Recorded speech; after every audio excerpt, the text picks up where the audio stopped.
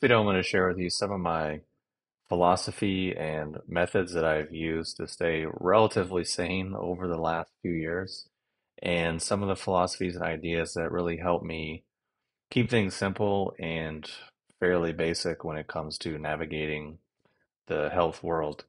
Just because maybe you noticed, maybe you didn't over the last few years that uh, in general, everyone's stress levels seem to go up quite a lot. And many things went to new extremes that we maybe didn't think possible before. And this is also just as true in the health space, at least as I've seen it on social media and with people that I've interacted with. And what I notice is that things just get or have gotten a lot more complicated, a lot more saturated, and just kind of I can just see how it's really easy to get overwhelmed very quickly. I mean, I'm not even on social media very much. I'm not even online that much, but even in the short space of time that I'm on there, I find it to be overwhelming with all the stuff that I'm getting inundated with, all the different 12 different quote unquote experts having 12 different opinions, many of which are all contradictory and they're complete opposites. We got some people over here saying you like should eat, just a carnivore diet and plants are bad. And then you have people on the complete other extreme, like, oh, you should only eat plants and you should only do these things. And then every kind of combination of things in between. And that's just for something like diet. I mean, we talk about exercise, even more complicated, even something as simple as water. There's tons, so many different perspectives on. And then, of course, it's as is relative to me and my company. We start talking about tonic herbs and different mushrooms and things like that. Of course, it can get even more complicated. And as someone who's been in the industry since 2004 or five, basically, I've seen many trends come and go. I've seen many different ideas come and go, and I've seen many things come along that it's like, oh, this is the only way, and this is the absolute truth. And then and then because I've been doing it for so long, I realize maybe that's not necessarily always true. There's a lot of asterisks and a lot of relativity within there, and it just a little bit depends sometimes. So for me, I would prefer to keep things simple, keep things pretty straightforward and easy because I don't really want to be spending 12 hours a day worrying about this stuff and, you know, researching this micro facet versus this micro thing. And then, of course, every derivation of that. It's just, at a certain point, it kind of seems like the opposite of health. Like, people are obsessing so much over this thing that it's almost like the opposite of the thing. Like, maybe you notice people sometimes that are so obsessed with being virtuous or being like a good person actually end up and in that pursuit end up being the opposite, as we've seen many times throughout history. And that's something I've seen, in the health field so much. Like people obsess so much over their diet that they're so mentally tense and so mentally wound up that it's like kind of negates maybe whatever benefit they might have been getting because their body is so stressed that it's like maybe minimal results. So maybe you've seen that, maybe you haven't. Just sharing with you my opinion, my experience, that of things that I've seen over the years. So for me, I guess, like I said, I like to keep it pretty simple, pretty basic. And people have asked me a lot, what have you done over the last few years? And especially during the unnamed event over the last few years, people are always asking, like, what are you doing for your immune system? What are you taking? What do you whatever. And honestly, I didn't really change anything. I didn't make really any alterations in terms of what I was actually doing, because what I was actually doing was already pretty simple and already covered a lot of bases. So, obviously, had doing something every day or at least on a regular basis to move your body, to have some baseline of physical fitness, physical strength, cardiovascular fitness is, of course, kind of a foundation, kind of a fundamental that I think we should all be doing.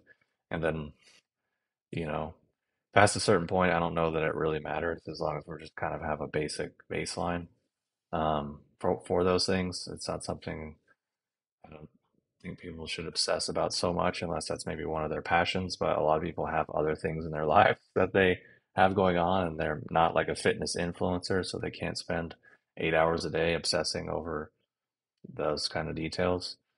So for me, of course, making sure I'm doing something, moving my body on a regular basis, doing things maybe address certain imbalances or weakness, like, oh, my hips are tight. Okay, let me focus on hip mobility. Shoulders are tight. Okay, shoulder mobility. Something like, just very simple, basic things, which I think kind of everyone should have in place. And then next to that is eating regular meals, not necessarily obsessing about what exactly you're eating, but actually for a lot of people, just getting a regular baseline because the body likes rhythm, it likes repetition. And a lot of people think that like having no structure is freedom, but actually it's the opposite. Um, if you have actually good structure, you feel a lot more free, you feel a lot more at ease, and you have a lot more freedom, surprisingly. Um, I've been on both extremes. I thought the same thing for many years of my life, and then as soon as I actually got some structure and some regularity, I realized, oh, I feel a lot better, and a huge chunk of my stress level just automatically decreased by having a bit more structure and getting rhythm. Not necessarily being rigid about it or militant, like, because that is again another extreme. It's just kind of counterproductive, but having some facet of that. And I mean, I've known plenty of people that they don't even really eat that well. They don't even necessarily even exercise that regularly, but they're pretty healthy, large in part because they go to bed at a regular time that's decent. They wake up at a decent time and they eat regular meals and they just kind of keep the body kind of balanced in that way. They don't go to big extremes. And honestly, that covers a lot of bases. And to me, honestly, like in the last few months, my diet is really not great by most people's standards. I eat a lot of fast food, like, healthy fast food that I have here, where fast food meaning I can go get a grass-fed, grass-finished burger and like organic, local, everything about it. But it's like ultimately it's still like a burger and fries, but it just might be a healthier version of that. And then like Chipotle, and then some like a pizza place that has kind of healthier pizzas, and then breakfast. But like at the same time, I'm losing weight and I'm getting stronger, and my stomach is shrinking. So it's like I'm not really worrying about it or obsessing about it at all. I'm just kind of eating whatever I feel like. Um, but I'm having those results. So, you know, but again, that's just me. So anyways, the next point, so yeah, moving, eating well, having a good rhythm, those are of course basics that I think pretty much everyone can and should be doing regardless. And sometimes people want to make really complicated situations out of things that can be addressed by those simple things, as boring as it sounds. Uh, and then really, at least for me, getting back to the earlier question of what was it doing during the unnamed event over the last few years. Honestly, I was doing pretty much exactly what I've been doing for the last 15 years or whatever, which is taking tonic herbs, some every day over a long period of time. So, pretty simple, nothing too crazy. And also, people will often ask, like, why don't you sell more products? Why don't you sell this mushroom and that mushroom? Da, da, da. There's so many things. It's like, well, because I can cover so much ground with so few products that it's like, it's just simpler and easier for everyone. I mean, if you're presented with 30 choices, you're more likely to not make a choice at all. But if you're presented with three, you're more likely to make a choice. I mean, that's just human nature. It's what we all do. So for at least for me, I keep it very simple. So my go-to adaptogen, Gynostemma. I think Gynostemma is actually one of the only genuine adaptogens. I think that term is a little bit misused, but it's kind of a separate conversation. Um, so you want to calm and balance things out with Gynostemma. It's great. Take it in the morning, gives you a little more energy. Take it in the evening, kind of calms you down. It's great, and it's very economical, tastes good, easy to use, solid. And then the step above that is like chilling out with Reishi. If you need more calming support, really grounding things, and also getting a lot of immune system support with Reishi. And then let's say you want to have more energy and support athletic things and a little more vitality in the body, Cordyceps. But it's also going to give a lot of immune system support and regulation. And then let's say you want like potent antioxidant and kind of doubling up on immune system support. Well, chaga, easy, tastes good, easy to use, Great. And then let's say we want nervous system support, cognitive support, better mental focus, or healing kind of nervous system things, or regenerating the nervous system. Lion's mane. And yes, some secondary benefits for regulating the immune system, whatever, but at least the lion's mane that I sell primarily going to be hitting the nervous system and the cognitive benefits, because it's like a lot of companies talk about lion's mane having cognitive support and nervous system stuff, but then they're saying this, but then they're also touting how their beta glucan levels are so high and how it's like just a fruiting body extract. And it's like, well, that doesn't actually have the cognitive effects and the nervous system support. So it's kind of a contradiction. But again, it's another one of these things where people pull off into a cul-de-sac. They develop kind of an overly simplistic view of a subject, and then they kind of just put that out as the absolute truth, which is not really my style, and it's also just not really that accurate for a lot of situations. So that's why lion's mane, at least for me, focused on the erinacines and hericenones because they actually have the nervous system effects. So that's pretty much it. I've just been taking those products regularly for many years now, and that's it. I mean, it's very simple, very easy to use, very basic, and depending on which direction I want to go, I choose those things, and also I can mix and match. Most mornings I'll take a few different mushrooms, either in some kind of coffee base or Gynostemma tea base. And that's pretty much it. It's very simple, very easy. But that's just kind of more so my approach. I don't really want to be taking a lot of things. I don't really want to have to worry about taking a lot of things and researching lots of different things and always having to worry about it. I really just cover a lot of bases with a few simple things that are easy to use, easy to access, and taste fairly good. And then not really have to worry about it because I have kind of other things in my life that I want to be focusing on. Um, which I think is probably true for a lot of us. We don't necessarily want to be spending so much time and energy obsessing over these things. We kind of want to me, it's like herbs are kind of a means to an end. It's like I want to have more energy. I want to have a better immune system and feel confident that I'm not going to, catch things every year, catch things all the time. So just kind of like can fill those fulfill those goals and kind of just move on with my life and focus on other things, building relationships, uh, learning, traveling, whatever.